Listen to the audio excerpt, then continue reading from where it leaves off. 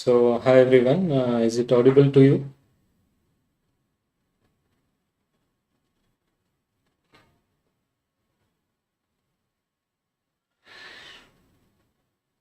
So, today we'll be covering all the important high-yield topics for your INICET exam. So, very short session. So, we'll be covering as much as possible all the important topics related to INICET exams. So, I'll be giving the orientation for you, like what are the things which can be asked, what are the things you need to focus more on. So, we have some list of topics, we'll be covering that.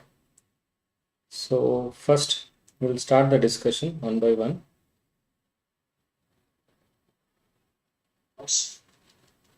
So, beginning the orientation.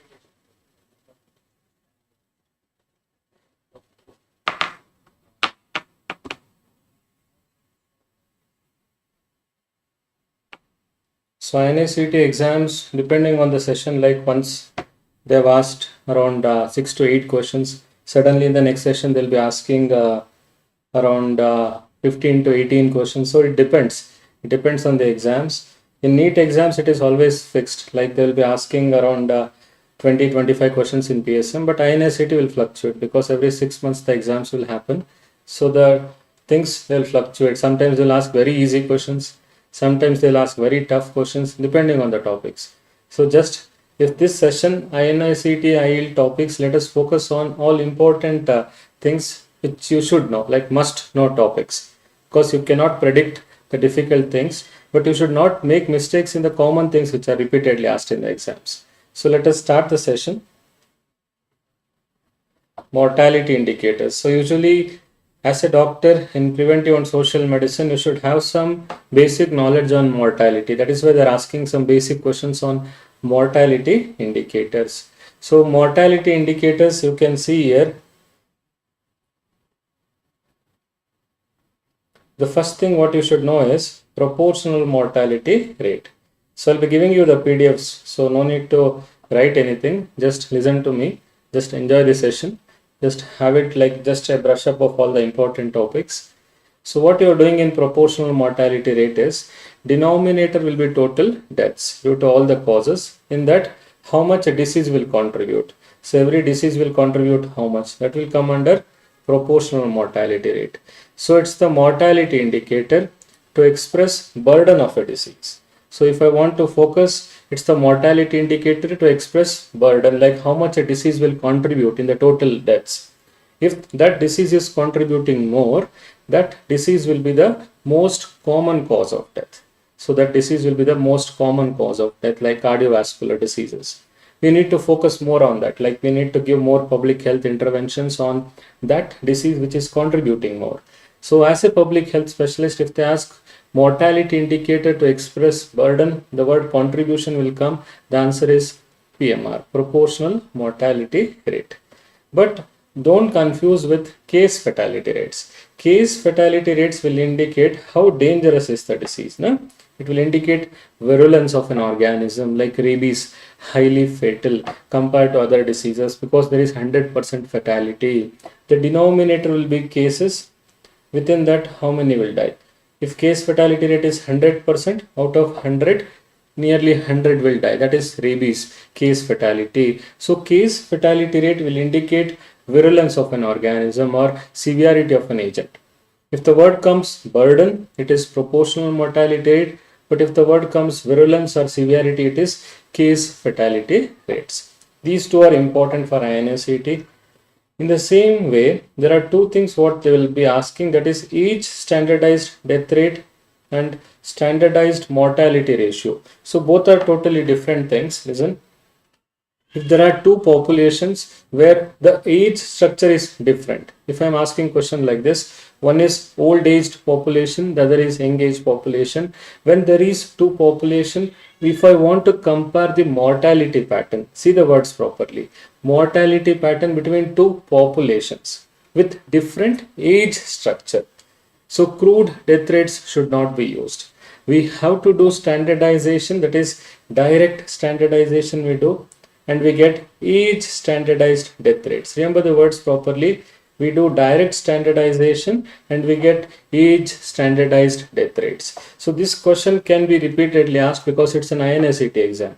So age standardization, yes, we do when there is two populations with different age structure. What is used to compare mortality between two populations with different age structure? See the keywords what I'm stressing on. Answer is age standardized death rates. But if the question comes like working in coal industry or asbestos workers, they're having more risk of death compared to general population. If I want to know such words will come like occupation and general population. This word is there in the paper like occupation and general population. Your answer should be standardized mortality ratio. What is the formula? Observed deaths divided by expected deaths. What is observed deaths in that occupation that is given to you? Expected deaths we calculate using indirect standardization. Okay, listen to the words properly. Expected deaths we calculate using indirect standardization. When you take the ratio between two things, observed deaths divided by expected deaths, that ratio is called as standardized mortality ratio. If my question comes, standardized mortality ratio is used for what? Occupation versus general population mortality pattern if I want to check. So these are some practical things like burden, proportional mortality rate, virulence, case fatality rate, different age structure, age standardized death rates, occupation and general population, it is standardized mortality ratio. Good. Just an overall things like it's a rapid revision session for you, focusing on more practical things like INICET topics. Like within 2 hours I need to cover as many topics as possible. So just a brief overview I'm giving, like what is preferred in what are the keywords you need to check. So all the keywords I'm highlighting there. I'll be giving the PDF, no need to write anything, just focus. It will be a rapid revision mode. The next question is morbidity, like one is incidence, the other is prevalence. Like we have discussed in the classes also, incidence means new cases which happens in the population. Population at risk will be in the denominator. See there, population at risk in the denominator. How many new cases will develop? That is after follow-up. How many new cases will develop? If you are doing a study where there is follow-up, what is that study called as? Repeat, very good. Cohort study, where you do follow-up to get incidence. Starting from exposure, you are going towards outcome. Means you are starting from smokers, you will be getting how many lung cancer developed in this group. So comparing with non-exposed group. So you will be calculating incidence in a cohort study. Risk you will be calculating. Exposure to outcome. What is that association called as? Good. Temporality, temporal association. What is temporality? Repeat with me. Exposure to outcome, which is very important to prove etiology. In order to prove etiology, cohort study is preferred because you are doing follow-up. That is called as risk of developing disease, what you'll be assessing. If the question comes risk of developing disease, if I want to assess, what study is preferred? Cohort. What we calculate? Incidence. Nothing but risk. Risk in exposed versus risk in non-exposed. That is what you'll be calculating in incidence and cohort studies. Come to the other side. What we are having is existing cases. Like I go to the community now. If I calculate how many are having disease at that point of time, that is called as prevalence. Study is done at one point of time. Good. There is no follow-up. Remember this. That is cross-sectional study. If you are doing study at one point of time, there is no follow-up. What you cannot get, repeat the words, what you cannot get, you cannot calculate temporality, you cannot use it for etiological purpose. This is the question. Cross-sectional study, if they ask temporal association present, true or false? Answer is false statement. There is no temporal association. Just it will tell how many are having disease. Like in this population, out of 100, 20 are having disease. That will indicate burden. If they mention in INICET, they'll give the practical things like burden between two populations was compared. If the question comes burden, your answer should be cross-sectional study. Remember, there is no risk in cross-sectional study. Whatever we calculate is burden. So what we have, see here, prevalence, existing cases. Existing cases depends on two things. One is incidence, the other is duration. That is what is written there. PID, pelvic inflammatory disease. Prevalence depends on two factors, incidence and duration. If incidence is more, if new cases are increasing, prevalence will increase. Prevalence will decrease if there is cure and death. That is what the equation will tell. Recovery and death. So all those acute illness will have less prevalence. Remember these words properly. Acute illness will have less prevalence because of short duration. So the questions in the exam, INICET topic, this equation is very, very important because there are so many questions on PID. Like if a new intervention comes, what happens to incidence? What happens to prevalence? So there are so many questions on PID equation. So this is very, very important. Very easy topic, index. Everyone knows, like NEET exams or INICET exams, index topic is very, very important. Usually we repeat the questions on human development index and physical quality of life index. See here, one is HDI, the other is PQLI. What is the mnemonic for HDI? What we assess? If I want to know standard of living between two populations, or usually at country level we calculate standard of living between two countries. I want to know how good is their education. Knowledge is very important. Everything starts from knowledge only. Then you will be getting the job because of your knowledge. Income, we assess how much they earn. Then we calculate their longevity. This is how they live actually. The mnemonic is skill. Knowledge, income, longevity. So this is what you are assessing in this. In overall index we calculate, because remember the indicators used now. Highlight these words, mean years and expected years. There is no literacy rate now. Literacy rate was used long back, but there is no literacy rate now. Per capita GNI, just not GDP. It's not domestic product what we estimate. It is gross national income, the income extra help what we get from foreign countries. GDP is the domestic product, the extra help what we get from foreign countries, that is GNI, gross national income. Then comes life expectancy at birth. Every dimension, 3 dimensions are given equal 1/3 importance.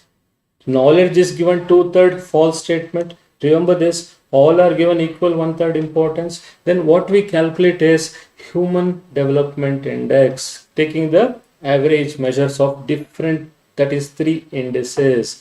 Come to PQLI, physical quality of life index. Always keep in mind, income is not considered. If income is considered, it is in HDI but not in PQLI. PQLI we have infant mortality rate, literacy rate and life expectancy from age 1, because IMR is given separate importance. So life expectancy from age 1 we estimate. Got my point? We have mnemonic in the classes what we discuss, that is kill ill. Kill ill. Keep this in mind. Kill dil, like we have movie in Hindi, na? Kill dil. It is kill ill. Ill means IMR, literacy rate, life expectancy at age 1. There is no income. Income is absent in PQL. I repeatedly ask question. In NEET also they will be asking the same thing. In INICET also, usually when the paper is easy, they will ask human development index for you.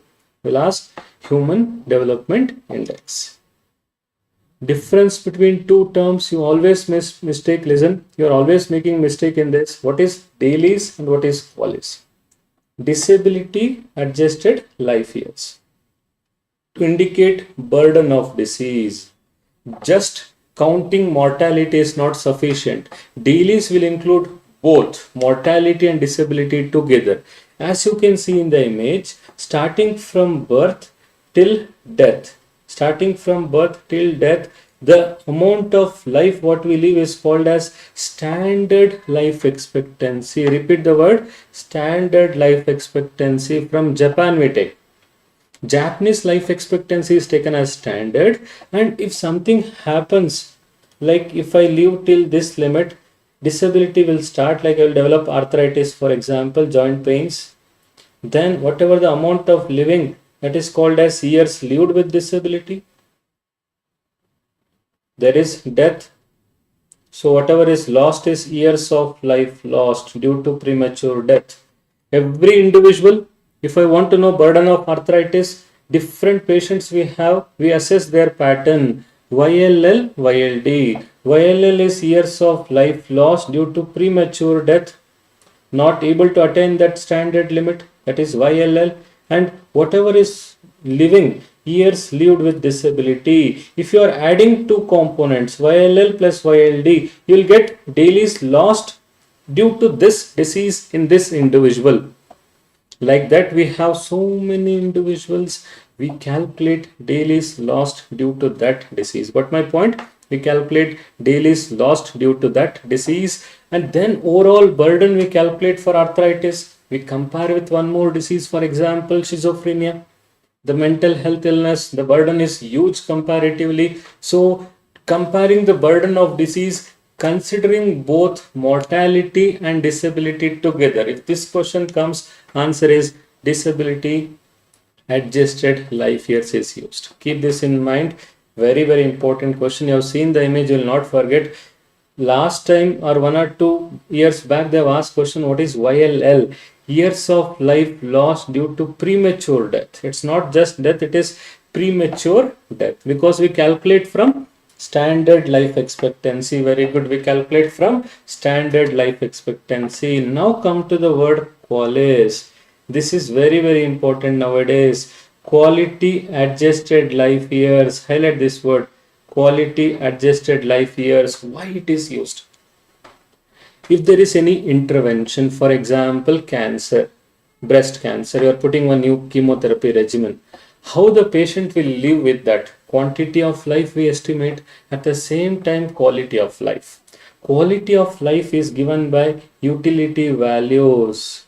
How well the patient will live, not just quantity, it includes quality of life also. We assess their living quality wise also, then we tell which intervention is better. Like calculating QALYs nowadays is the new trend. They will ask this question, how many years we are living and we are living with that intervention, how good is that intervention, that is quality assessment is there, calculations we do, utility value we calculate, overall which intervention is better, A versus B.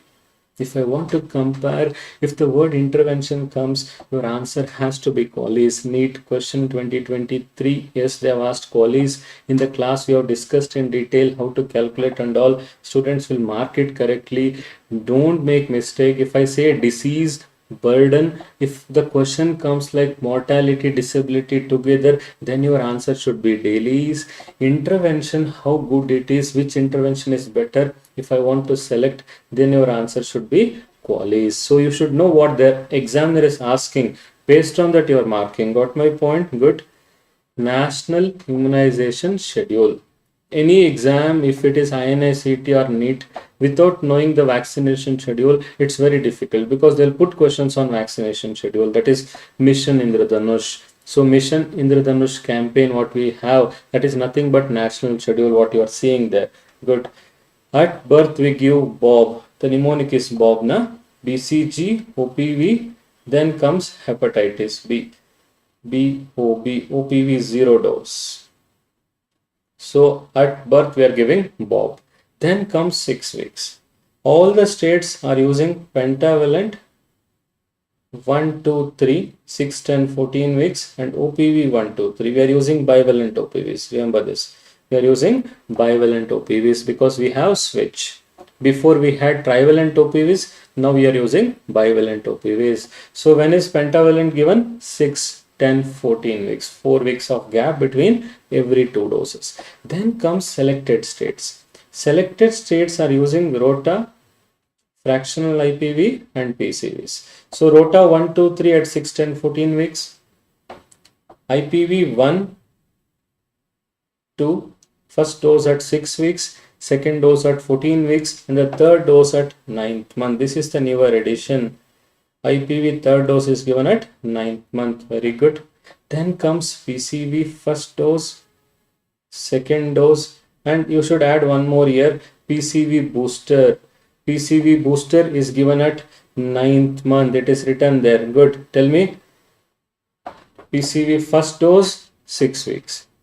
Second dose 14 weeks. Booster at 9th month. That means Rotavac also 3 doses, 6, 10, 14. IPV also 3 doses, 6 weeks, 14 weeks, 9th month. In the same way, PCV also 3 doses. First dose, second dose and booster. If they ask PCV booster is given at what age, answer should be 9th month. Remember this. If Rota, IPV, PCV, what is the mnemonic we have discussed? Rest in peace, RIP. It is used in selected states. Rota, IPV, PCV. 9th month, very important. Most of the states, they are shifting to MR. Most of the states, they are shifting to MR.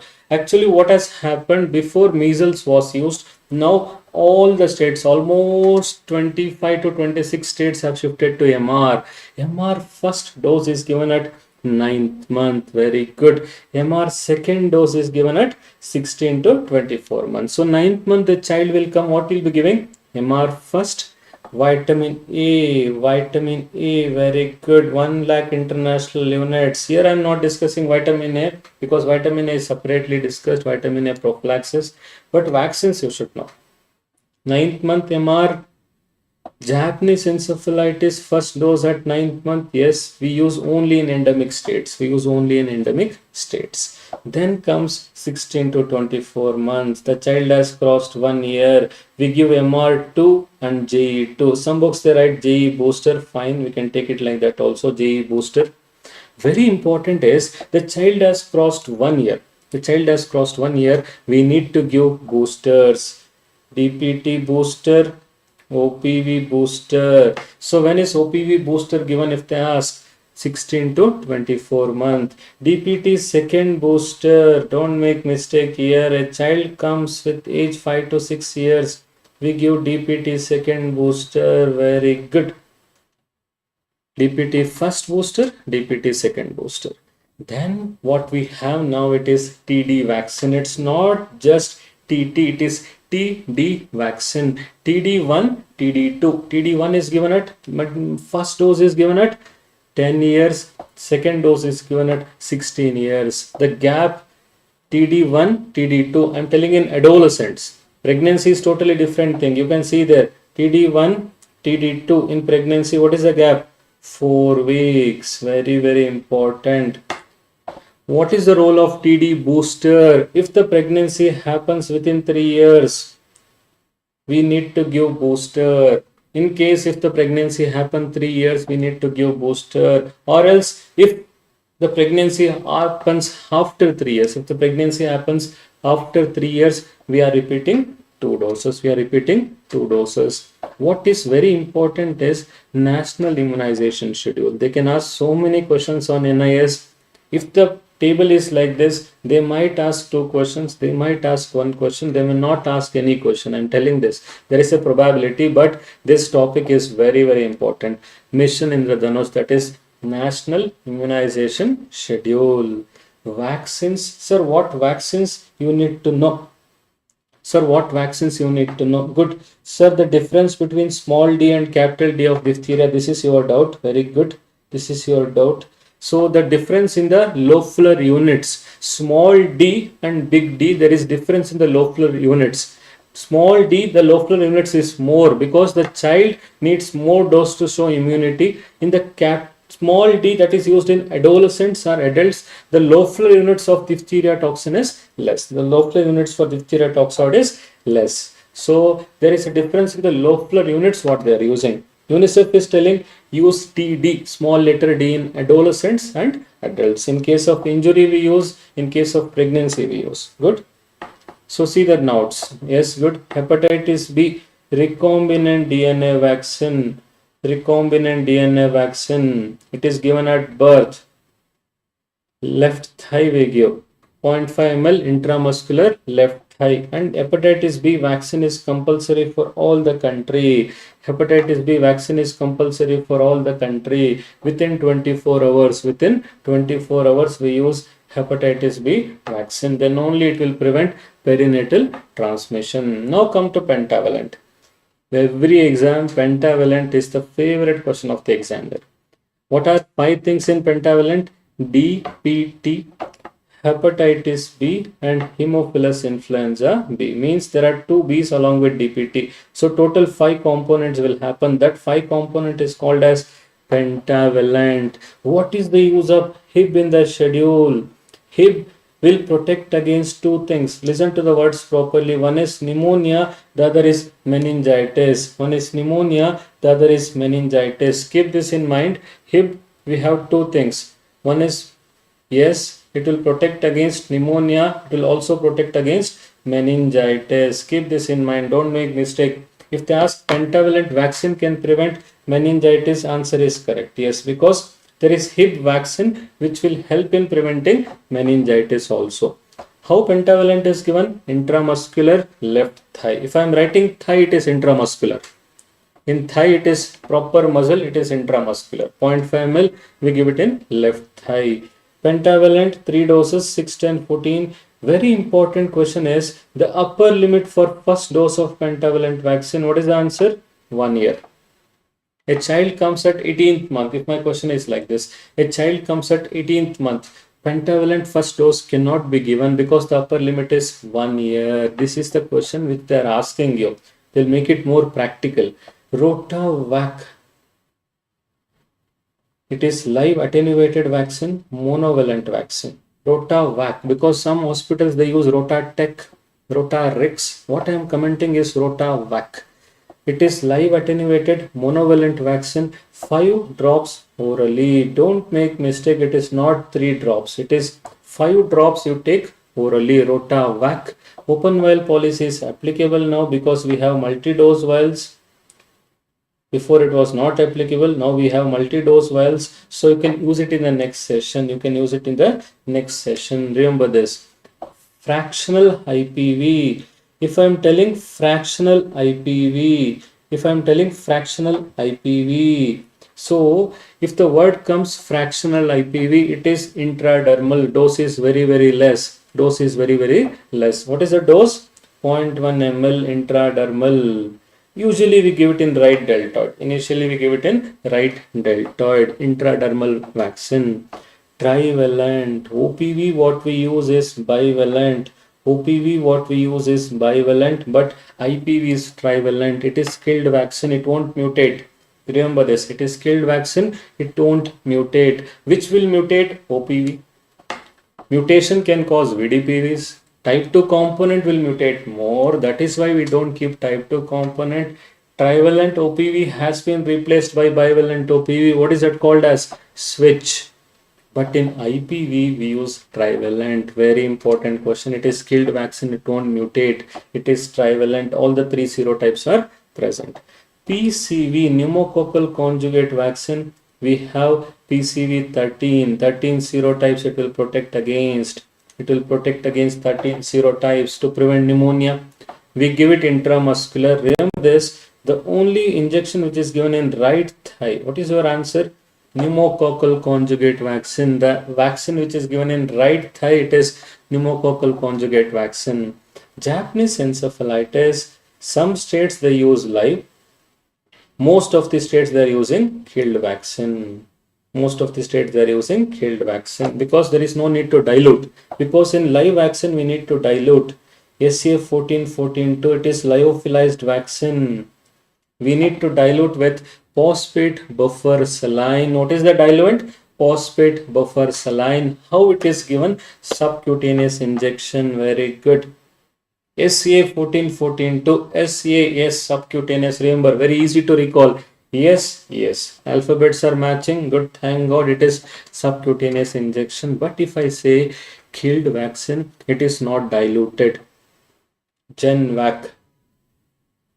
Indian Kolar strain we are using. Indian Kolar strain. SCA 14-14-2 is live.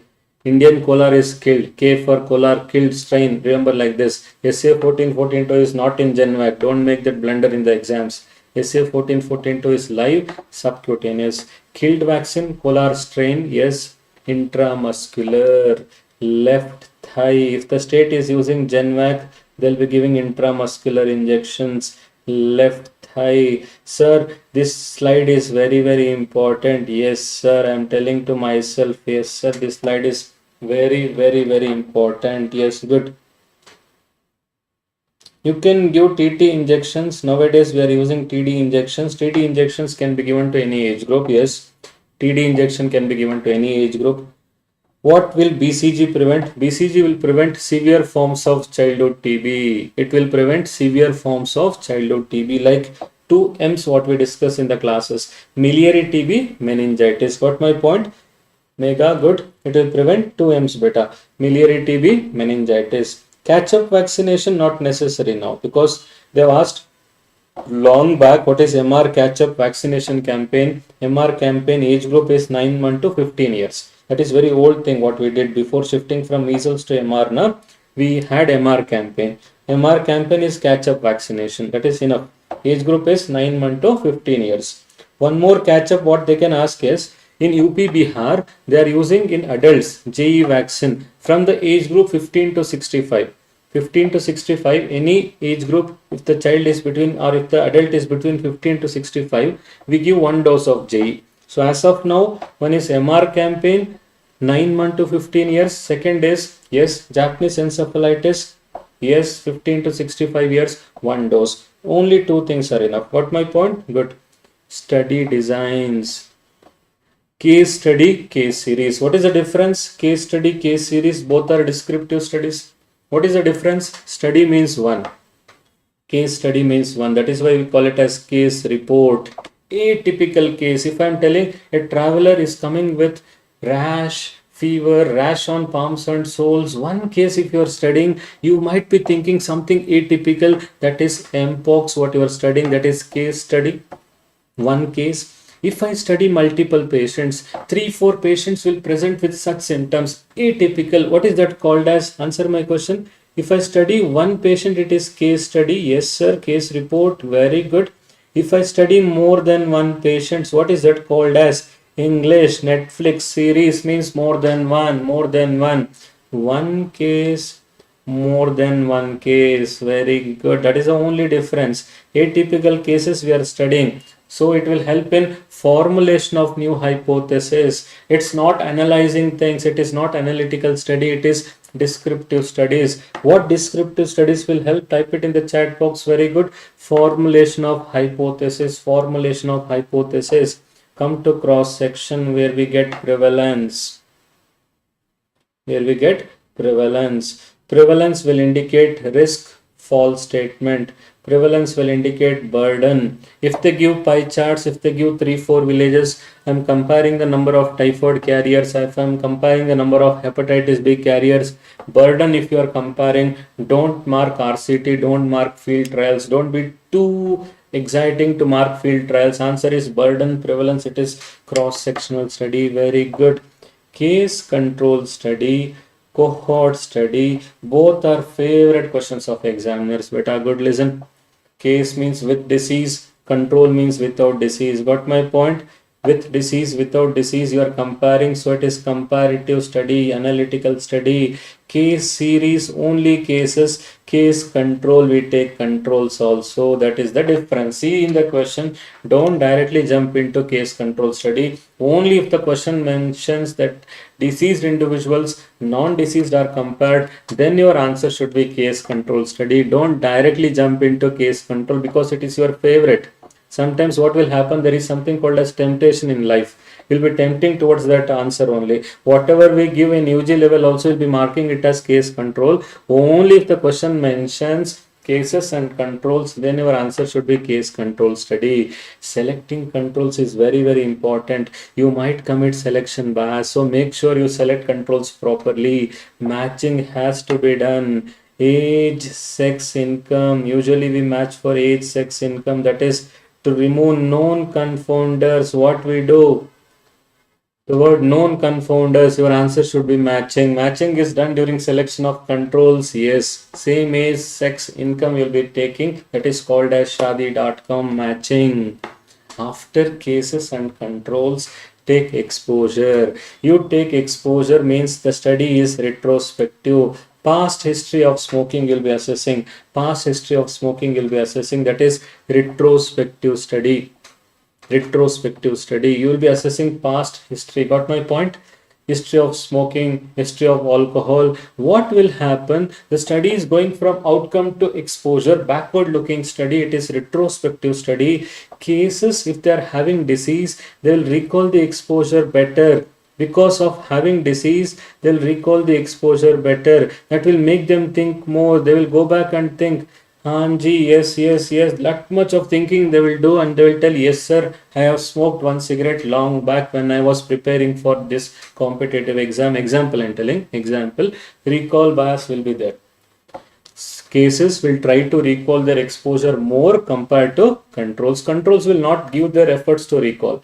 Because of this, there is some overestimation of association. Recall bias is seen in case control study, can be eliminated by doing prospective study. This question will come. Can be eliminated by doing prospective study. After doing the study, repeat, case, control, matching and exposure. After doing the study, we have to analyze using cross product ratio, AD by BC. We have discussed how we derive odds. Odds in cases divided by odds in controls. You'll be knowing this. A by C divided by B by D. That is AD by BC. AD by BC will indicate odds ratio, cross product ratio. That will indicate strength of association. If it is more than 1, positive association. If it is less than 1, negative association. How to calculate cross product ratio? What is this study? Case, control and study. That will give odds ratio for you. Cohort means we take a group, we invest some time, we invest money in this. There will be dropouts also. DTC, dropouts, time, cost. If you don't have time, do case control study. If you don't have money in the pocket, do case control study. Pocket or bank, whatever. Yes, good. You do case control study, which is very cheap, less time consuming. If the questions come rare disease, don't invest time in that study. The disease is very rare. Don't go for cohort study. Don't be too exciting to do cohort study for a rare disease. Always if they ask rare disease, what is preferred? Case control study for rare disease. Got my point? Less time consuming, less cost, rare diseases. If these words come, answer is case control study. No sir, I have time, I want to prove incidence, I want to prove temporality, I don't want recall bias in my study. ITR, incidence you have to estimate, temporal association we have to prove, recall bias should not happen. Then only commit cohort study. Take groups, exposed group and non-exposed group, exposed group and non-exposed group, smokers and non-smokers. Do follow-up. After follow-up, in case if there is any dropouts, that is called as attrition bias. Loss to follow-up is attrition. Sometimes what will happen, change in behavior can happen. Some smokers, they'll feel that something will happen to them and they will stop smoking. That is called as Hawthorne effect. Repeat, Hawthorne effect is attention bias. Excess of attention you are giving, like smokers, again and again you are going and asking something happened, thoda sa dekh lo agar kuch hua hai ki nahi, bar you are asking something happened.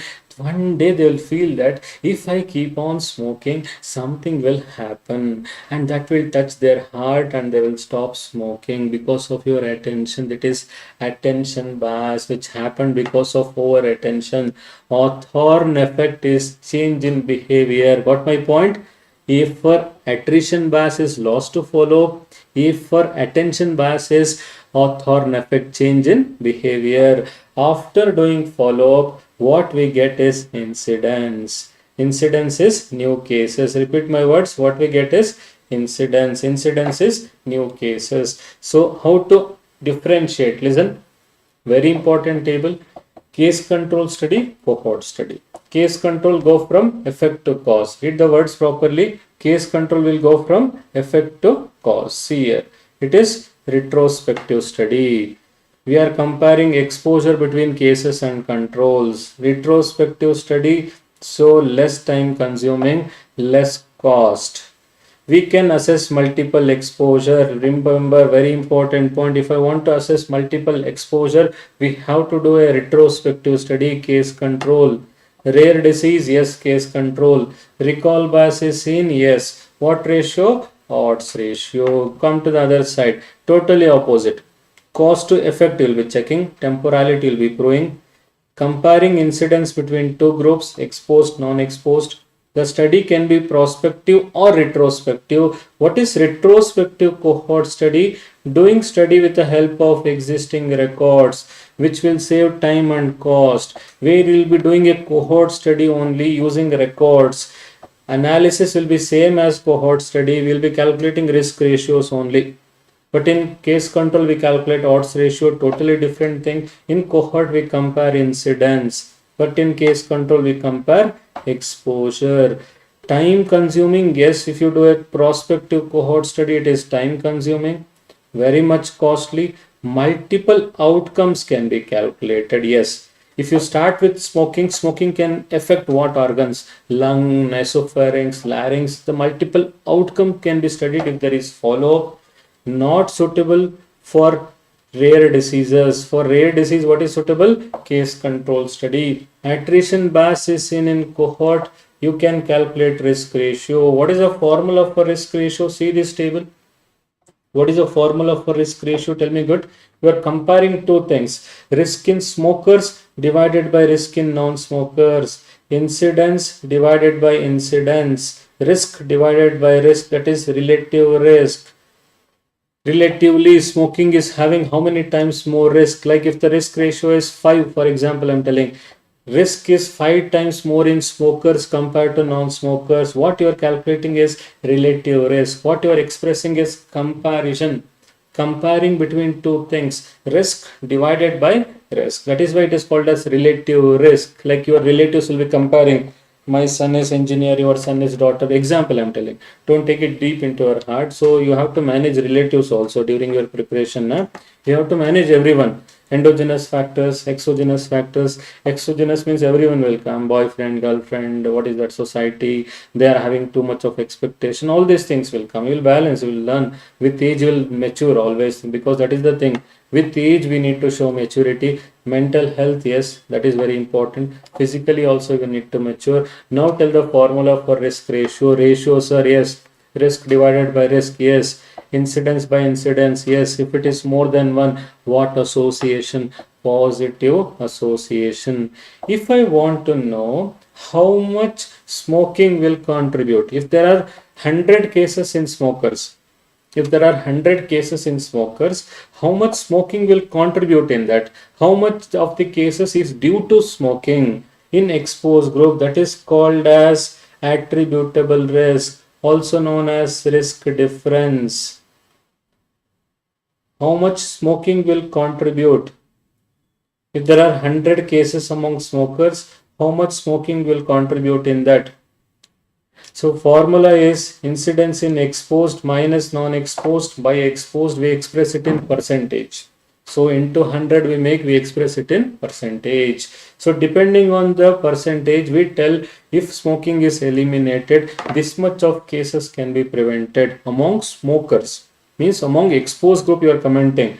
So if they ask preventive component among exposed group, if you are telling, you should use attributable risk. But in case if you want to know how much a population will get the advantage by removing that risk factor, what is used? Tell me. If smoking is eliminated, what is the advantage the whole population will get? That is given by what? Population attributable risk. That is why this is the best. Always policy makers, when we are using, this is the best. Population attributable risk. The mnemonic is very simple. RAP. Wrapping. Yo is saying yes. RAP. Relative risk, attributable risk, population attributable risk. These things we calculate in cohort study. Now come to RCT. Randomized controlled trial. What you are doing? You are testing how good is the new drug. You are testing the efficacy of a new treatment. How good is the new drug? You are testing the efficacy of a new drug. We have to do intervention. Baki remaining all the studies are observational studies. RCT is interventional study. If the question mentions like a new intervention was put, From your side, you are taking the initiative. That is RCT. Observation means they are smokers, they are non-smokers, you are not doing anything in them. Like if you give cigarettes, you smoke this side, you don't smoke, you are doing the wrong thing. It is not intervention. Smoking and lung cancer, it's very difficult to do intervention. In case of observation, fine, cohort, they are themselves smokers, themselves non-smokers, you will be observing, fine, that is less ethical. But in RCT, it will become or B. Problem kya hai na? It will become totally unethical. Totally unethical. Because you are giving smoking lung cancer, don't do all those things. In case of drug, you can test. Fine. You are testing a new drug, how good it is compared to placebo. You take the patients, listen. Population of patients means reference population. Repeat my words. Reference population. From reference population, you will be taking the study sample. The first step is called as random selection. The first step is called as random selection, that is random sampling. Out of 110 patients are selected. Then after taking the sample, divide them into two groups. 50 will get new drug, 50 will get placebo. That is called as random allocation. Repeat with me. Step 1 is called as random sampling. Step 2 is called as random allocation. Most of the students, they make mistake in this because INICET will ask some technical terms.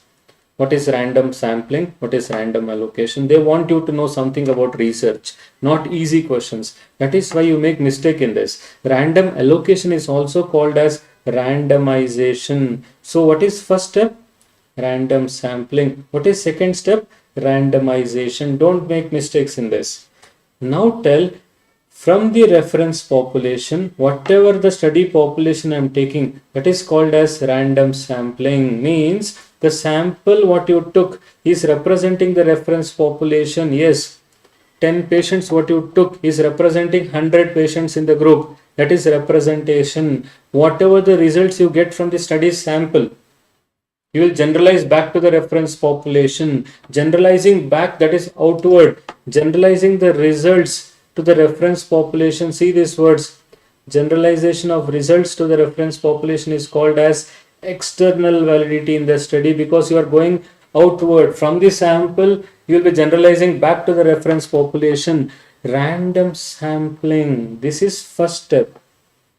Random sampling will improve external validity of the study. Don't make mistake, because random allocation is the next thing what you do between two groups, new drug and placebo. You'll be doing random allocation. Everyone was having equal chance of receiving either new drug or placebo. The study results what you get is correct. There was no selection bias during treatment allocation. Listen.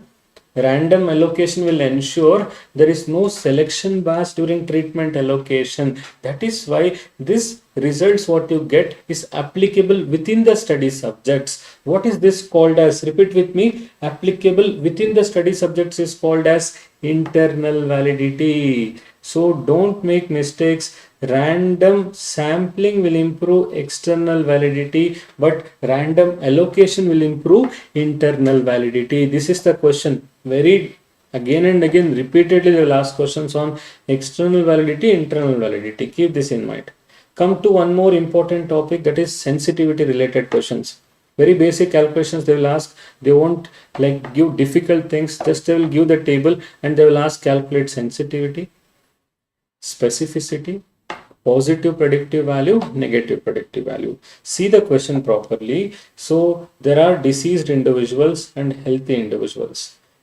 Out of 100, if I identify 80, that is true positive result.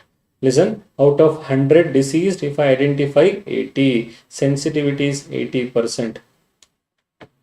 Ability of a test to detect true positives, that is sensitivity. Out of 100, how much you are detecting? 80 true positives. So what is sensitivity? 80%. Remaining 20 not identified. So chance of missing is there. False negative result will happen. Sensitivity is 80%. See the question properly. Sensitivity is 80%. How many false negatives will happen? 20%. So if you take one more test which is having high sensitivity, see the words, one more test which is having high sensitivity, false negatives will be less. Statement what they are asking is high sensitive test will have less false negative result. Keep in mind, high sensitive test will have less false negative results. That is why during screening, sensitivity is more important. Ideal property of a screening test is always sensitivity. We don't want false negatives. We don't want the diseased individual to be missed out.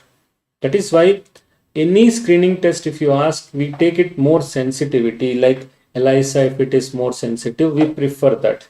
Now tell, ideal property of a screening test should be sensitivity. I want to detect true positives. False negatives should be less. Come to the other side.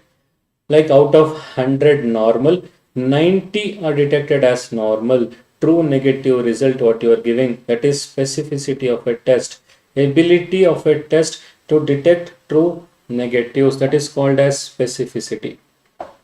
If specificity is 90%, remaining 10%, even though they are normal, you are wrongly classifying them as positives. Even though they are normal, you are wrongly classifying them as positives. So false positives will be 10%. In case if you increase specificity of a test, false positives will be less. Repeat, if you increase specificity of a test, false positives will be less.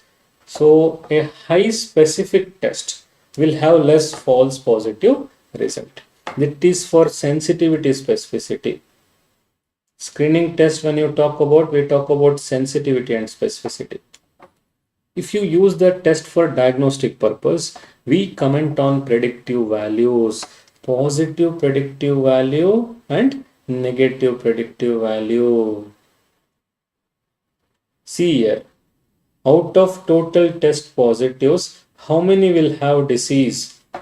The probability of having disease after being tested positive, see the words, positive predictive value. What I wanted to tell, the probability of having disease after a positive test. What is your answer? Positive predictive value means denominator will be total test positives. This is very important. Out of that, how many will have disease? That is positive predictive value. If positive predictive value is good, false positive results will be less. See the table properly. If positive predictive value is good, it is predicting properly, false positive results will be less. Very important. If you are doing a test, appendicitis, tenderness positive, you should know what is PPV of that test. If PPV is 90%, chance of having disease is 90% after being tested positive. In the same way, there is something called as exclusion. Negative predictive value, how much you can rule out. Out of total test negatives, how many are disease negatives? That is very, very important. Diagnostic power of exclusion. Negative predictive value. When the word comes diagnostic power, you have to mark predictive values. One is for inclusion, one is for exclusion. I want to rule out a cancer. My purpose is exclusion. The test should have high negative predictive value. This is the question. The test should have high negative predictive value. Got my point? So total test positives, how many are having disease? PPV. Total test negatives, how many are normal? That is NPV. When you come vertically like this, see there, you get sensitivity specificity, you get sensitivity specificity. You are coming vertically. The same thing you'll be going in rows. Row 1, row 2, you'll be getting positive predictive value, negative predictive value. It's like the magician techniques what we do in the classes. 1, 2, 1, 2. Sensitivity, specificity, PPV, NPV. Very important table. Just listen now. How the prevalence of disease will affect predictive values. So many times the question will come. This question is must if you are knowing or giving INICET exams. How prevalence will change if the prevalence is increasing? What will happen? Listen now. The disease prevalence is increasing. Like for example, prevalence of HIV is increasing. Example I'm telling. If you are tested positive, chance of having disease will increase. Positive predictive value will increase. We have calculated, but it is a rapid revision session, so I'm just writing it what is important for you. In the class, we have done so many calculations also. Chance of having disease will increase. Chance of not having disease will decrease. So if the prevalence is more, inclusion is more, exclusion is less. But my point, if it is opposite, just the opposite. You are putting all the preventive interventions. We have reduced the prevalence. PPV is less, exclusion is more. Repeat, less prevalence, exclusion is more, because the disease is not that prevalent nowadays. If you are tested negative, chance of exclusion is more. This is what they have shown in the image. As prevalence increases, see there, positive predictive value is increasing. Positive predictive value is increasing. That is very important equation for INICET exams. What is the difference between lead time and screening time? Repeatedly asked, listen. Disease onset is this, where the cancer cells are multiplying in the body. There is one point which is called as first possible point of detection, where the patient can be detected by using any screening test. This is screening. Here the point will come where the patient is having symptoms. He will be diagnosed using diagnostic test. If you are using a screening test, that is always better. The difference what you get between detection and diagnosis is called as lead, that is profit. Lead time is always an advantage gained by screening, by using screening test, yes. But what is very important is final critical point. It depends on the disease also. It can be stage 2 for some cancer, it can be stage 3 for some cancers. That point is called as final critical point, because if you do something after this point, there is no advantage for the patient. You cannot change the natural sequence. If you do at this point, you can easily change the natural history.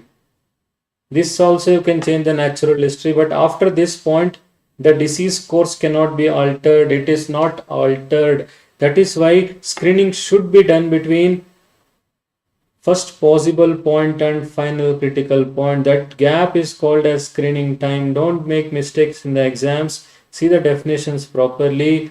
After critical point, don't do screening. There is no advantage. What bias will happen? Tell me you know this. After critical point, if you are doing something, what bias will happen?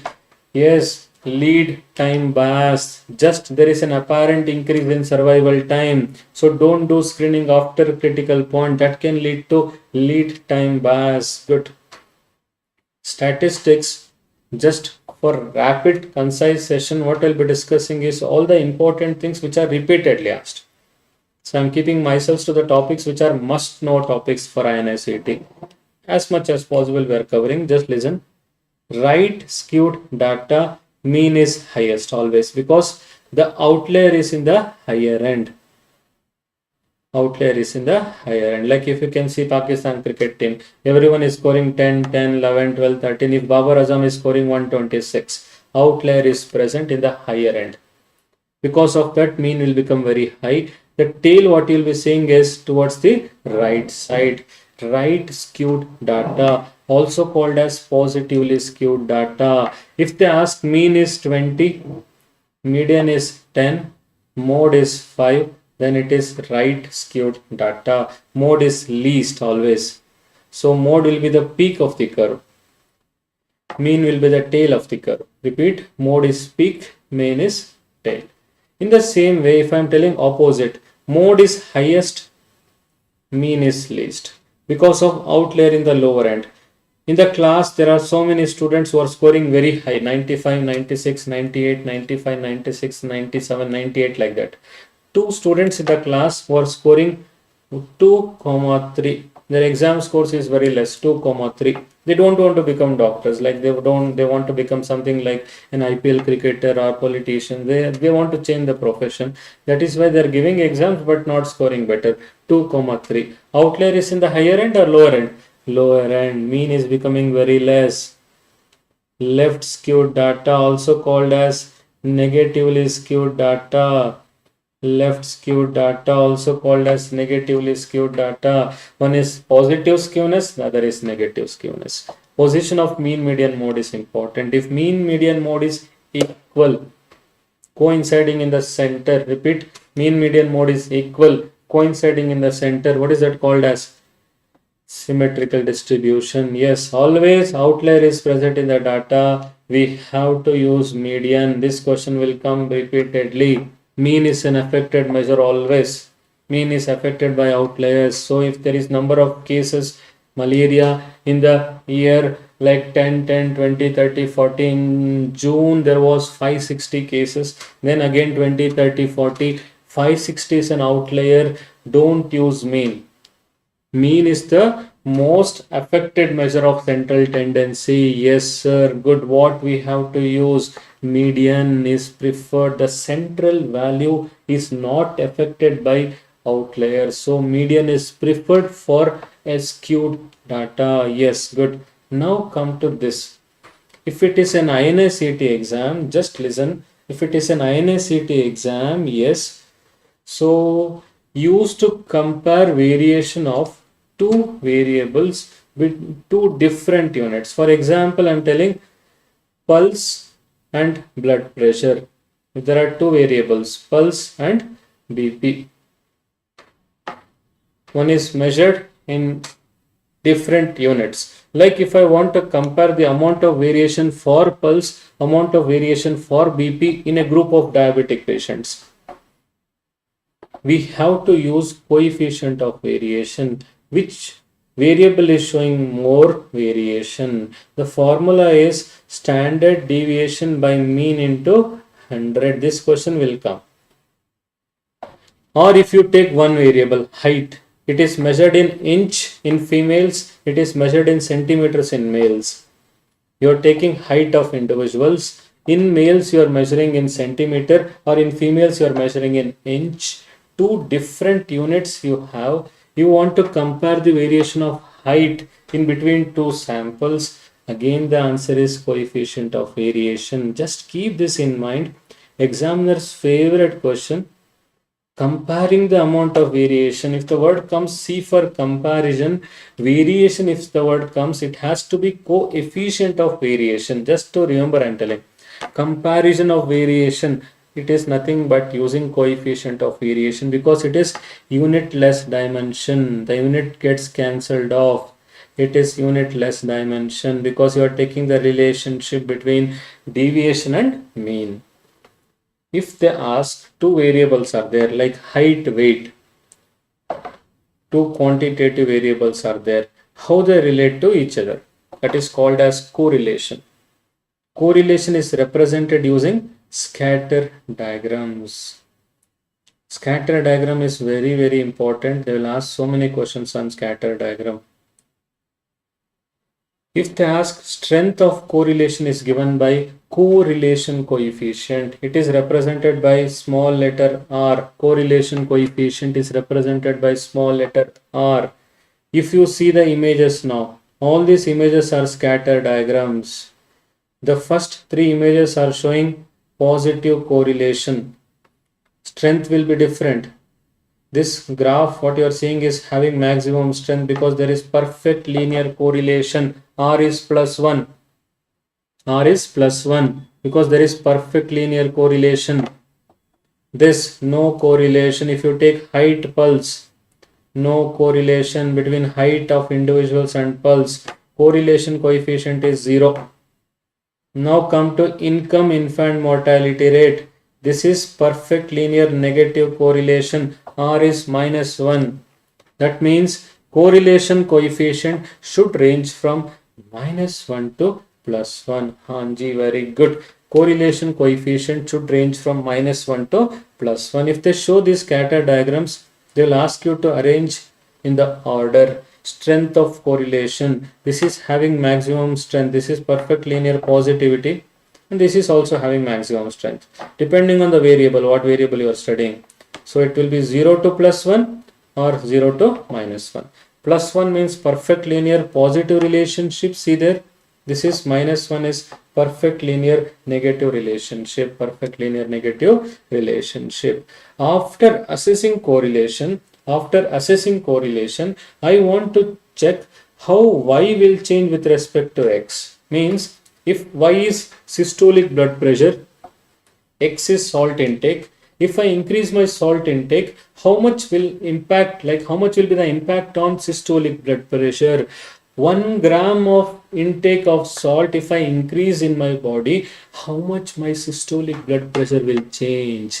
That is answered only by regression. Listen to the words properly.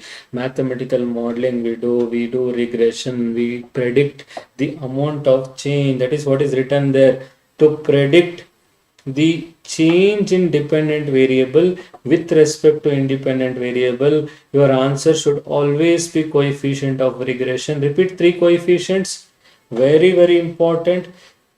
Coefficient of variation, correlation coefficient, and regression coefficient. The regression coefficient is b in this equation. Depending on b, if b is more, the change is more. If b is less, the change will be less. Yes, come to sampling. Lottery method, what you'll be doing? Out of 100, 10 students are selected. Lottery, simple random sampling. Okay, sir, yes, lottery, simple random sampling. Every 10th unit, every 5th unit, every 2nd unit, every 3rd unit is selected based on sampling fraction. If the word comes like this, sampling fraction, every 10th unit or every 3rd unit is selected. If the word comes like this, your answer should be systematic random sampling. Just I am going it in a concise mode because it's not the regular batch. We need to concise or crisp within 2 hours as many topics. So I'm going it in concise. That means crisp mode. Pura rapid revision hai. It's totally crisp. Just 2 hour session.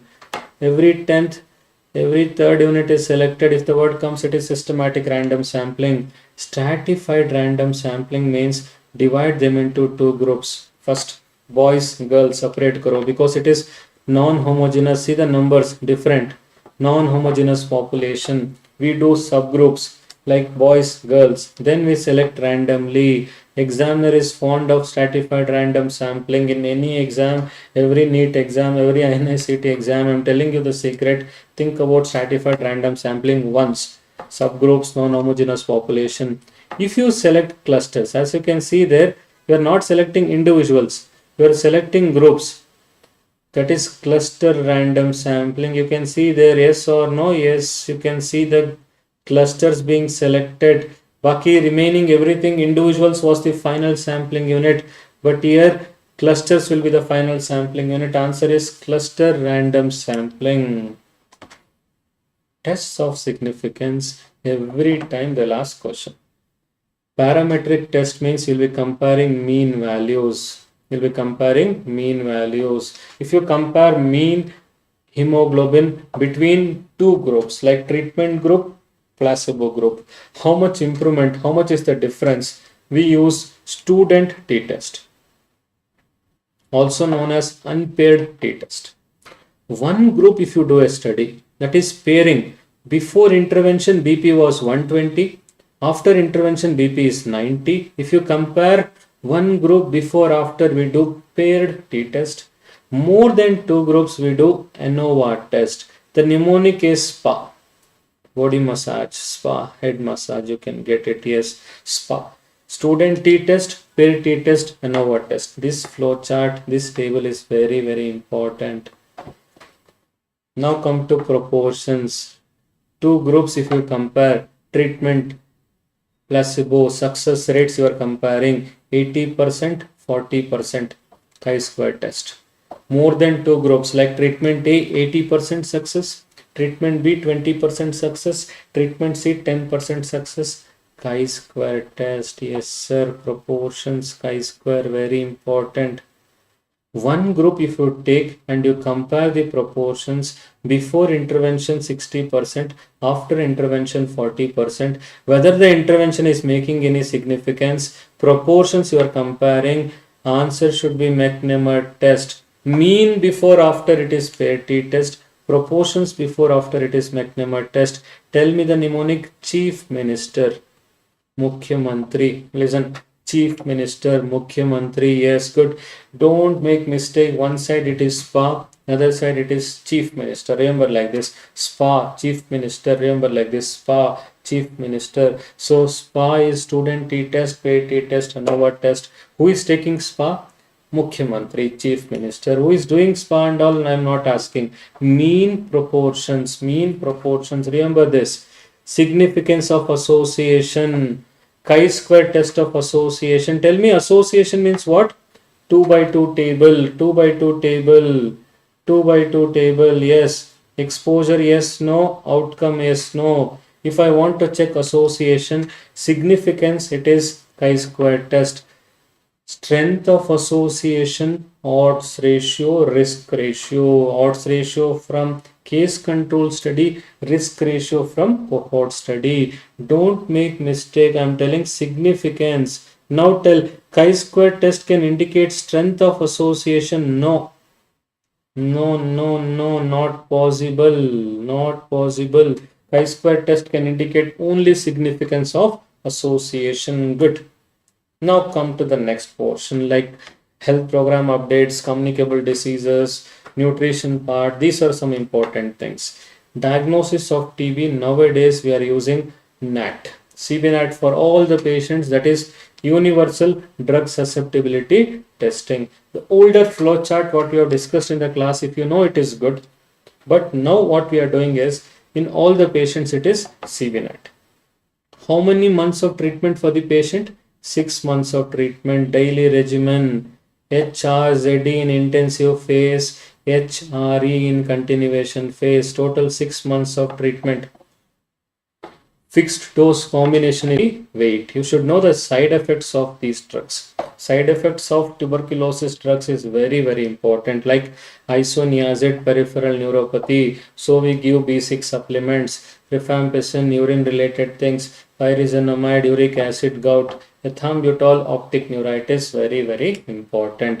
HIV, TB, any patient of HIV, we have to rule out TB. Any patient of TB, we have to rule out HIV. That is called as cross-referral mechanism. From there we refer this side, from here we refer that side. That is cross-referral mechanism. The reason is, the most common opportunistic infection in HIV, tuberculosis. Both in India and world it is tuberculosis. Most common cause of death in TB, again it is tuberculosis. Diagnose TB using CBNAT. Start treatment, reduce mortality. If both are diagnosed together, start ETT, treat opportunistic infection first. Keep a gap of minimum 2 weeks, add ERT. Keep a gap of minimum 2 weeks, add ERT. In case of TB meningitis, the gap should be 4 weeks. Listen, in case of TB meningitis, the gap should be 4 weeks. Maternal health, very, very important. Janani Suraksha Yojana will give cash. Everyone knows that. I am not touching that in this rapid revision session. The other programs which are related to that, like if JSY is giving cash, what JSSK will give? Free services. Yes, for all those JSY beneficiaries, JSSK will give free services. Pregnant and sick infants, it is Janani Shishu. There is nothing for fathers. There is nothing called as Pitro and all. It is Janani Shishu. Till 1 year we are giving the services. In the future we will be planning for 5 years. Initially it was 1 month. Now we have money, we can give till 1 year. We are playing so many cricket matches, etc., etc. Sick infants, underline this. What is the mnemonic? Delhi Transport Corporation, DTC. We give diet, drugs, diagnostics. Transport from home to hospital, hospital to home, yes. Between hospitals, yes, we transfer.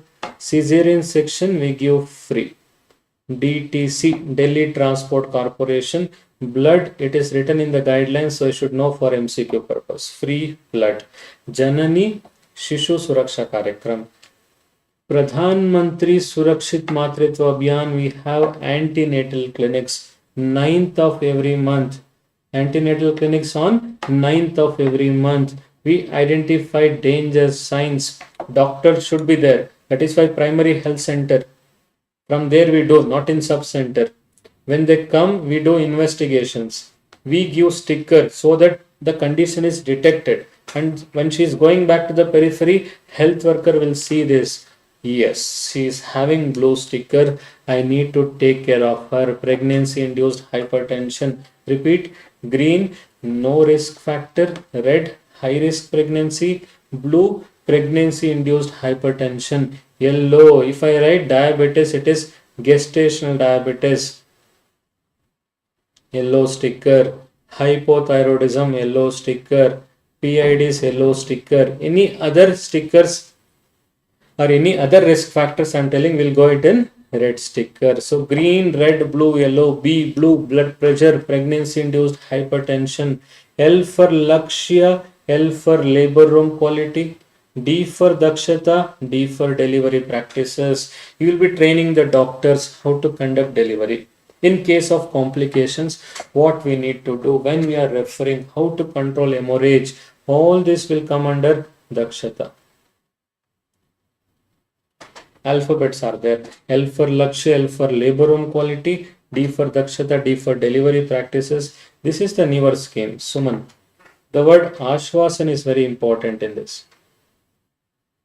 Whatever the service we give, like free transport, cesarean section, which is also a component of JSSK, that is given under Suman now. Suman will replace JSSK in the future. Suman will replace JSSK in the future. What they are doing, they are displaying the services in the hospital notice board.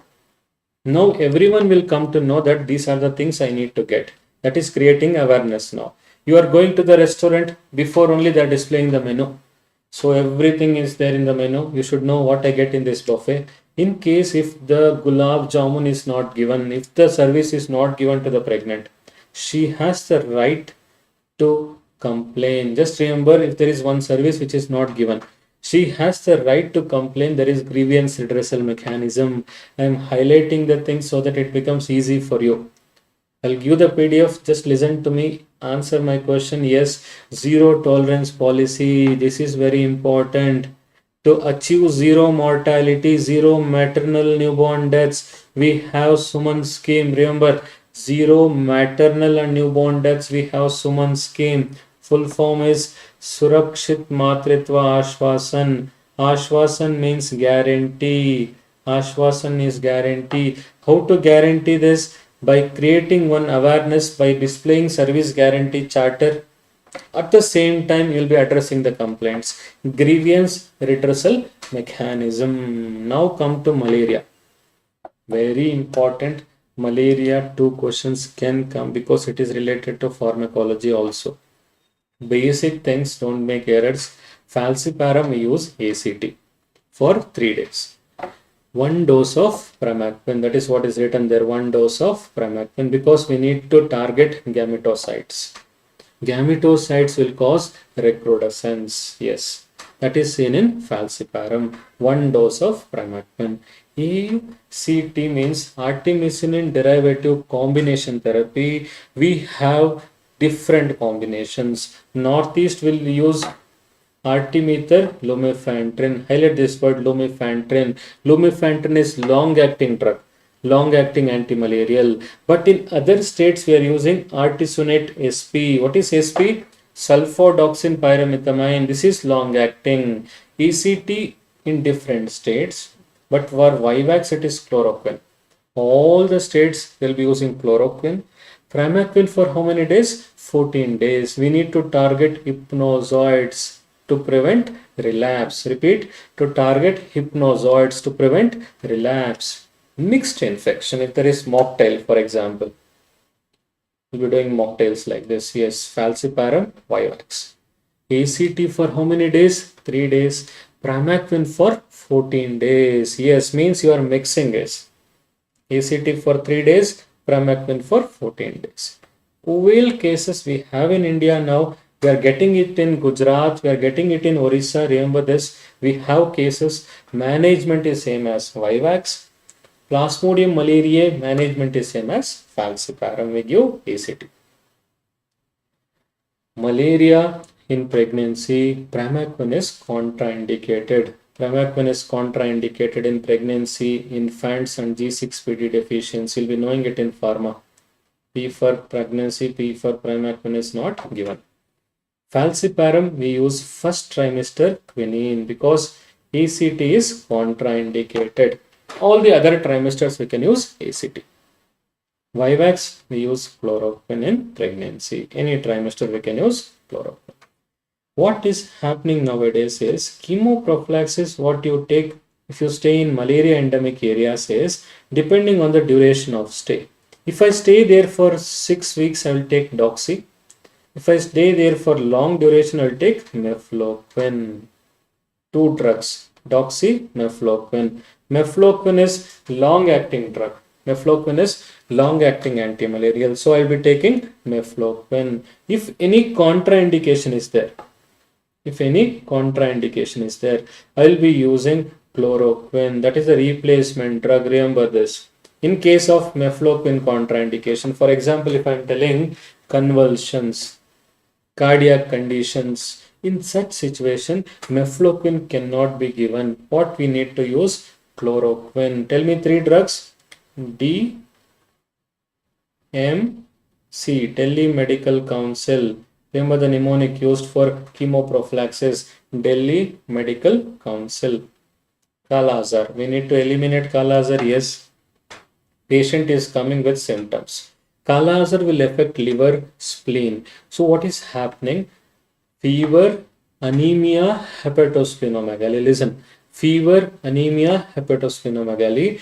Patient is not responding to malaria treatment.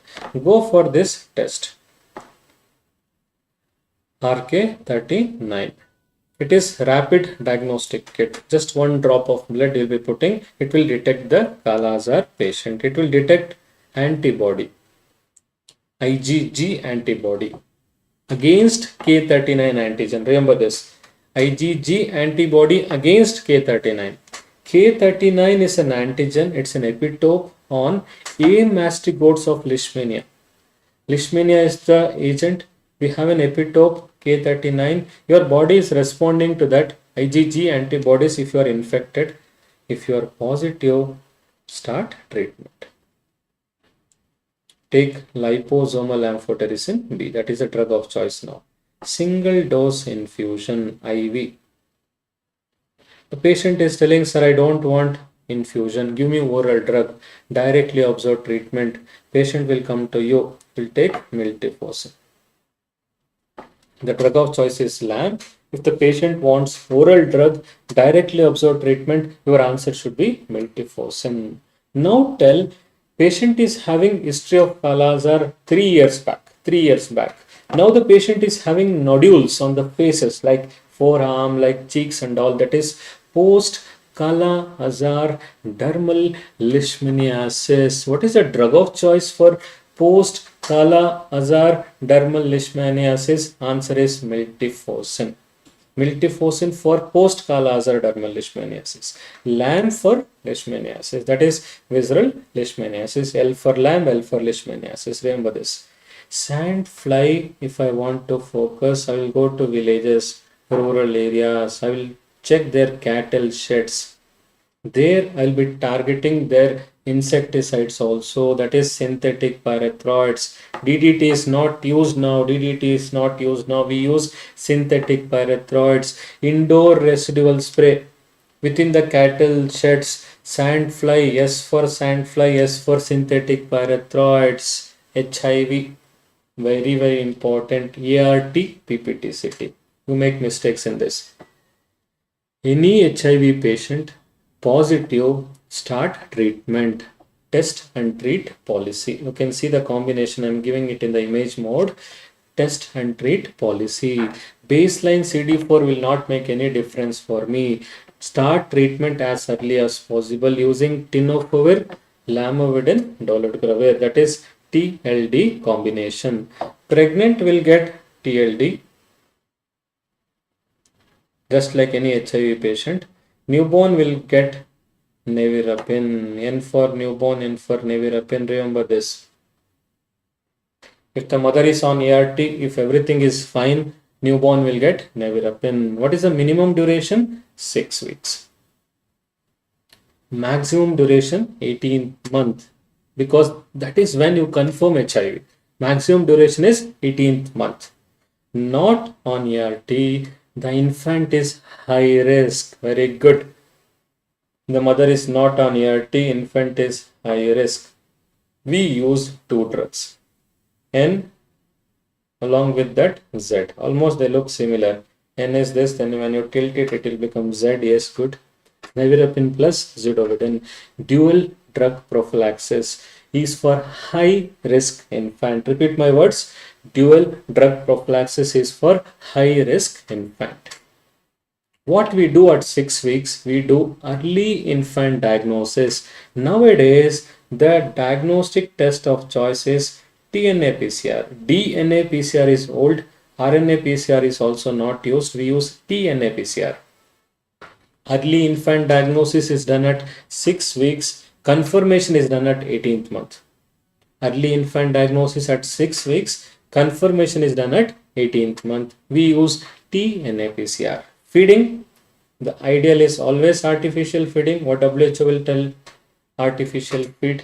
Slightly costlier. Affordability is very less. So in India, we practice exclusive breastfeeding. In developing countries, they can do exclusive breastfeeding. Mixed feeding should not be done. Artificial plus breast. We need not to mix two things. Remember A, B. That is how we discuss in the classes. A for artificial, ideal. Next, developing countries. B, breast. Mixed feeding should not be done. Got my point? HIV, ART and PPTCT. Leprosy, very important. Like they are asking so many questions nowadays. National leprosy elimination. Listen now, we use same packs now. Treatment like POSI, multi, when you classify, the treatment is same. Only the thing which will change is the duration. 6 months, 12 months. 6 packs for POSI, 12 packs for multi. Day 1, the patient will get rifampicin 600. Supervision is must. And in front of you, the patient will get rifampicin 600. Clofazimine 300, dapsone 100. You can see there. Day 1 combination is here. Then remaining days, you can see dapsone tablet and clofazimine. Clofazimine chota sa capsule. Na? You can see the size, it has come down. Chota sa capsule, 50 mg. Highlight this word 50. Chotu. Clofazimine C. Chotu 50 mg is the dose.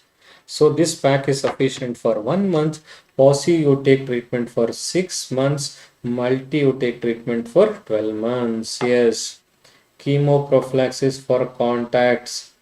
Household contacts. We use single dose rifampicin. Remember this. What is the campaign for creating awareness? Sparsh. Sparsh means touch. Touch sensation is less in leprosy. So to create awareness, we use mascot, that is Sapna.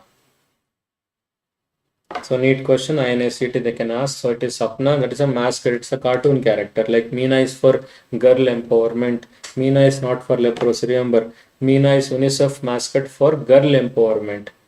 Sapna is inspired by Meena. That character, Meena is for girl empowerment. That parrot wala girl, that is for girl empowerment. Sapna is for leprosy. You can see the mascot. Cartoon character Sapna. School girl with school bag.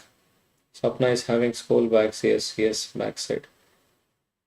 Mascot. S for Sapna, S for Sparsh. Campaign. Syndromic management. Remember, it is under Suraksha clinics. Without this, the paper will be incomplete. 7 kits are there. Tell me 2 things for discharge. Gray, green. If I say cervical discharge, it is gray. Vaginal discharge, it is green. 3, 4, 5 is for ulcer. 3, 4 is for non-herpetic ulcer. White, blue. The patient is having penicillin in this. So if the patient is allergic to penicillin, we use kit 4. What is the color of kit 4? Blue color. Yes. 5, very easy. Danger, herpes, herpetic ulcer. So 3, 4, 5 is for ulcer. 6 is for lower abdominal pain. The question will come, the patient is having lower abdominal pain and cervical discharge. Both. See the common sense, cervical discharge is causing that lower abdominal pain. So obviously we have to use kit 1. Kit 1. Patient is having vaginal discharge, lower abdominal pain. The discharge again infection is causing slight discomfort. Kit 2 we have to use. Nothing is mentioned, just lower abdominal pain. Answer is kit 6. B for buboes, B for black. B for buboes, B for black. So repeat, grey, green, white, blue, red, ulcer. White, blue, red, ulcer. Yellow and black. Yellow for 6, black for buboes. That is kit 7. Like we have like go green with blue reverse. Go green, you'll be seeing somewhere with blue reverse and yellow birds coming here and there. That is the mnemonic indirectly. Yes, rabies. Post exposure, we have 2 things. Thigh schedule is 2-site schedule. Remember this. Thigh schedule is 2-site schedule where we give intradermal both sides. 4 visits for the patient. The patient will come 0, 3, 7 and 28. So it is 2-site schedule, intradermal schedule. If the patient wants intramuscular, or if you want to give intramuscular, go for SN schedule. This has been changed now. In place of gluteal, you'll be writing deltoid. Gluteal is not the site now, it is deltoid. Remember this. Deltoid, 1 site. So previously it was gluteal areas, now it is deltoid. 1 visit extra for the patient. 1 visit extra for the patient. That is 5 visits. SN schedule. Pre-exposure means those who work with animals, at risk individuals will be taking 3 visits. 3 visits. 0, 7, 21 or 28. Re-exposure is important. The dog is biting again and again. You have been vaccinated. The dog is biting again and again. Make sure that the dog will not bite. You have to know, or practically you should know, so you are fond of dog or dog is fond of you. That those things you need to sort it out within yourself. After this, you should know the guidelines. Because there can be some dogs which keep on biting you. So you need to avoid those dogs. Underline this word. 3 months. Up to 3 months of completed vaccine, nothing to be done. If the bite happens after 3 months, 2 visits for the patient. 2 visits for the patient. Remember this, 2 visits. Second time bite, right? And remember this in capital letters. I'll give the PDFs, don't worry. It is no immunoglobulins. No immunoglobulins. Re-exposure, immunoglobulins is not advised. Remember this. So how to remember? Thigh, 4 letters, 4 visits. SN, 5 letters, 5 visits. Pre, 3 letters, 3 visits. Re, 2 letters, 2 visits. This is how you remember, I am telling. Thigh, 2 site, remaining all 1 site. SN, intramuscular, we give it in deltoid. Now, not in gluteal. So, count the number of letters. Thigh, 4, SN, 5, Pre, 3, Re, 2. Emerging infections, very, very important topic. All the new infections, sometimes they can ask all 4 things at a time because this topic is having that much of importance. CCHF, repeatedly asked question. How to remember the questions on CCHF? Crimean Congo hemorrhagic fever. The reservoir is CC, camel, cattle. The reservoir is camel, cattle. The infections come from heart ticks. So if it is cattle, tick, man, remember this. You need to think about CCHF, which is seen in India nowadays. Yes, Rajasthan, Uttar Pradesh, we have cases of CCHF. We have cases of CCHF. It's viral hemorrhagic fever. Usually veterinary doctors, those who take care of cattle, or farmers, those who rear cattle, these questions will come. CCHF. Nipah, famous question. See the modes of transmission, you know this, bats. Initially what was happening, it was in bat, pig, man. It was in Malaysia, this was the thing which was happening. Bats will consume the fruits, that will drop the fruit. These pigs will start having those fruits. pigs will start barking. If you are seeing barking pigs in your farms, it's a big risk factor. Pigs, they never bark, they grunt, something like that. I cannot make the sound now. Dogs will bark, but pigs will not make barking. If the pigs are barking, very big risk factor. Those pig farmers are at risk of getting Nipah infection. Repeat, bat, pig, man, or else directly from bat to man. Bat is dropping its urine, date palm sap. This is the question. I think you'll be knowing this. We have discussed so many times in the classes. Bat is dropping the urine into this date palm, and you don't know that. You'll be collecting the sap and you'll be consuming that. It is very, very tasty. Jaggery, date palm jaggery, when you make in sweets like we have it in Bangladesh, West Bengal and all, the taste is totally good. But if it is infected with bat urine, chances of acute encephalitis, man-to-man transmission can be seen. Differential diagnosis is Japanese encephalitis. Like we have Chandipura encephalitis also nowadays. That is also one acute encephalitis due to sandfly. Chandipura encephalitis, all these are differential diagnosis. Ebola will present as hemorrhagic fever. If I tell bat and bleeding, two B's if I tell, if you are exposed to bats and if you bleed and die, vampire can cause bleeding within you and you are dying, it is Ebola hemorrhagic fever. Bats and encephalitis, it is Nipah. Bats and bleeding, it is Ebola. The vector for Zika transmission is Aedes. Viral hemorrhagic fever. Aedes is daytime biter. Remember, daytime biter. So ask the pregnants to use insecticidal nets during daytime also. If pregnants are getting affected, chances of microcephaly, malformations. Which of the following infections can be transmitted through seminal fluids also? Zika, okay, yes. Seminal fluids, symptomatic treatment. All these encephalitis we treat symptomatically. Nipah also symptomatic. There is no drug of choice as such. Zika is associated with Guillain-Barré syndrome. Remember this, Guillain-Barré syndrome. MCH indicators, calculation can be asked. Don't make mistakes in the exam.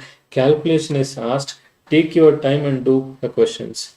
One calculation, if it is asked in between, if you do rightly, if you are doing it correctly, that will create an impact. Always it's about creating the impact. Competitive exams, na? Take time, you know the answer. Neonate is within 28 days. Post neonate is 28 days to 1 year. Death is within 1. That is infant. Within 5 is under 5. The thing which is common for everything is live births. So take your time and do the calculations. If crude birth rate is given, based on crude birth rate, you have to estimate live births. Live births is directly given, easy. What is a multiplier? 1000.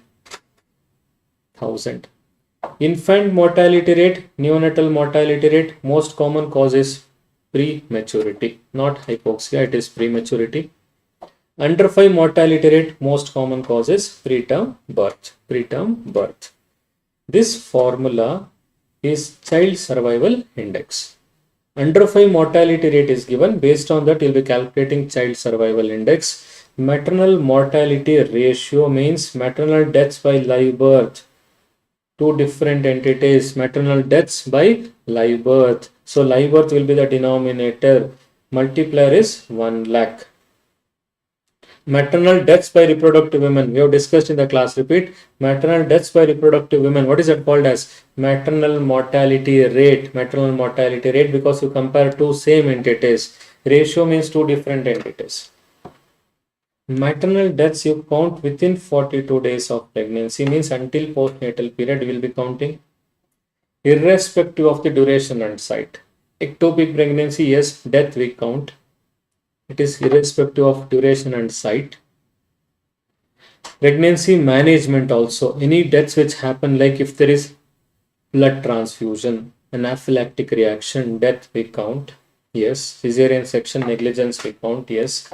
Not from accidental causes. If someone is dying because of suicide, homicides, All these things are not counted. So you should know what we need to include in maternal death. Like in NEET exams this time, they have asked so many questions on this table. So all these are covered in detail. We have practiced everything in the classes, so it won't take much time. So invest some time in the questions what you know. Don't panic, don't create panic like you'll be edging every ball. No, just try to get one ball in the middle.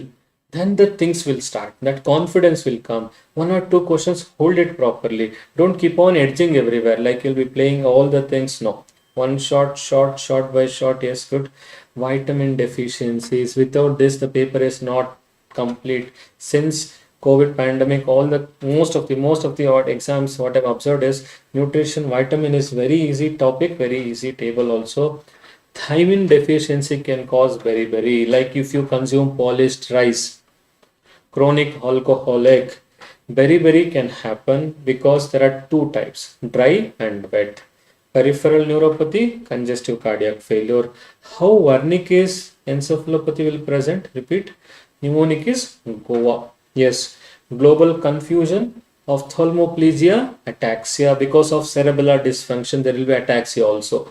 Global confusion, ophthalmoplegia, ataxia.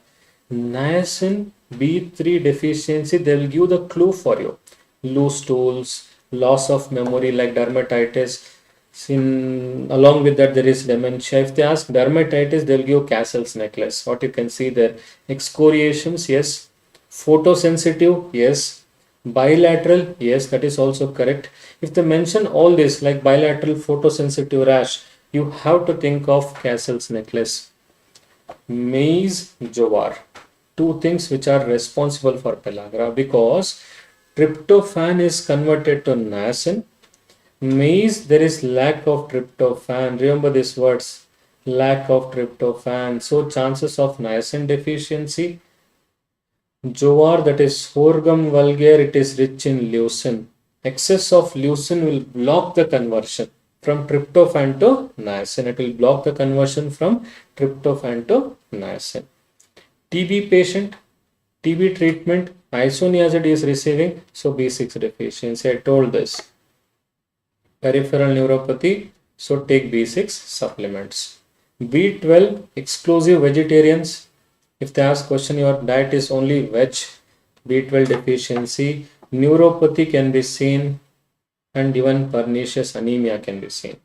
Don't confuse, as I say in the classes also, vitamin E, vitamin K, very important. Vitamin E is antioxidant. If there is no antioxidant, there is oxidation, free radical synthesis leading to hemolysis. But if they ask vitamin K, clotting factor synthesis, bacterial gut, like if I'm telling a newborn gut, a bacterial flora is not that mature. If there is a small newborn, bacterial flora is not mature, they cannot synthesize vitamin K. That is why they are prone for hemorrhagic disease. All the delivery points, if there is delivery, we ask you vitamin K1 injection. Even there is subcenter B where deliveries are conducted, we have to give vitamin K injection. What is the advantage of vitamin K injection? Repeat. Hemorrhagic disease of newborn. You can prevent hemorrhagic disease of newborn. Anemia Mukt Bharat, IFA supplementation is different. Here what we are doing is anemia treatment is different. What we are doing here, it is prophylactically. That means everyone is at risk of anemia. Taking like that, we are giving IFA prophylactically. Tell me, bi-weekly, yes, 1 ml syrup is given. What is the composition of 1 ml syrup? 20 mg elemental iron, 100 microgram folic acid, 20 mg elemental iron, 100 microgram folic acid. This is the dose of 1 ml syrup. 5 to 9, we give pink tablet weekly once. Dose is 45-400. Adolescents, we have weekly once, that is WIFs. Weekly iron folic acid nowadays. Dose is 60. There is no 100 now. Listen, when program was launched long back, it was 100.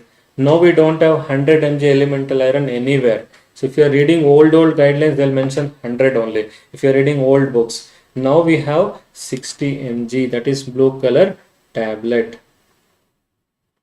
Pregnancy, yes, we start from second trimester, daily one red color tablet. The dose is 60/500. It is prophylaxis. If the pregnant is having mild anemia, we give 2 tablets. Here it is prophylactically anemia mukt Bharat, one red tablet from second trimester. Yes, second trimester.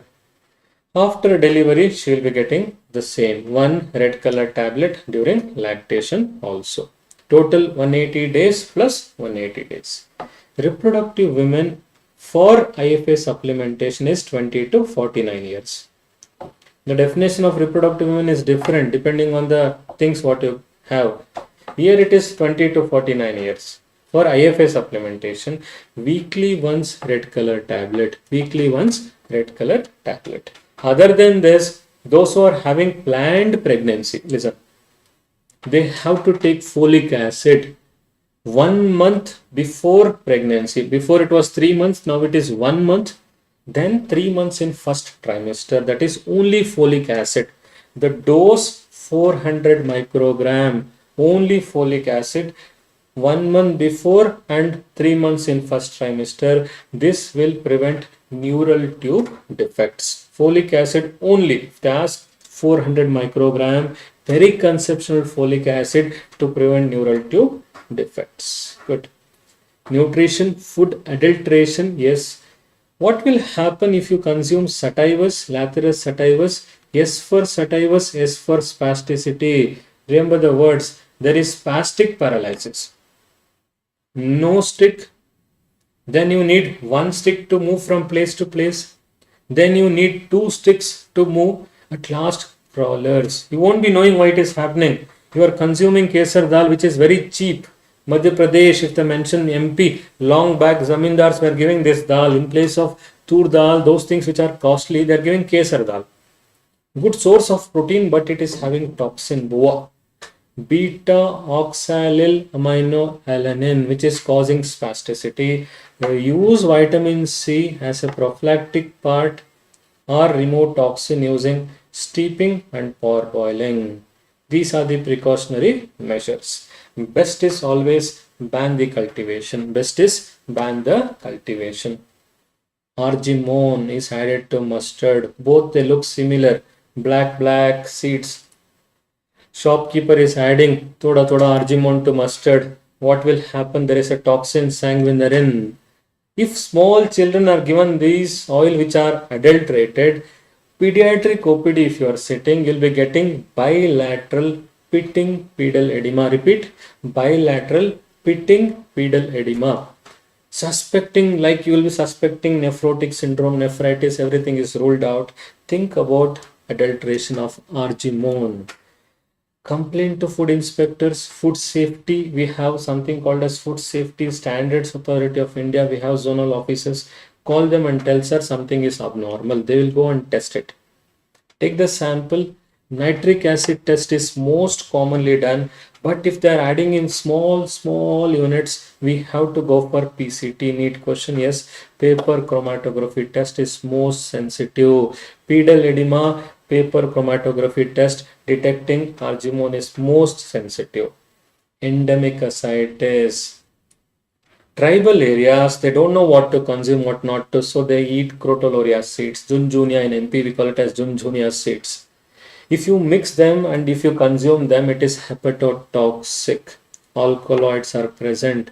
So they don't know, they will suffer with jaundice ascites. When they come to you, if you are thinking of this, you have to do health education. Show them not to consume these seeds. Crotoloria seeds can lead to endemic ascites. Always don't make mistake. Aspergillus is storage fungus. Claviceps is field fungus. When you store groundnuts in moisture, Aspergillus will grow, releasing A for aflatoxin, which is hepatotoxic. Hepatocellular carcinomas are also reported. Remember this, hepatocellular carcinomas are also reported. That is why storage conditions should be proper. When you inspect warehouse, godowns and all, check how they are storing it. Advise them to avoid moisture. Bajra, if they mention this word, rye, millets and all, if they mention, there is some black fungus which accumulates in the field only. It is field fungus.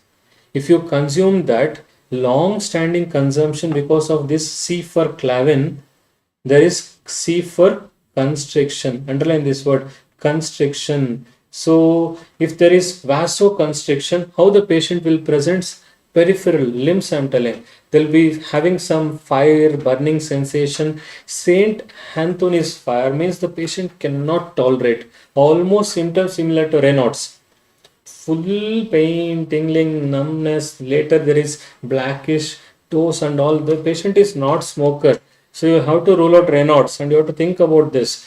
Consumption of claviceps, constriction, C, remember this. Ask them to float those seeds in salt water. Fungus will be separated. 20% salt water. If they mention these words, 20% salt water can prevent ergotism. Yes. This table is very, very important. Very important, I'm telling. Biomedical waste management. This is the last table for you today.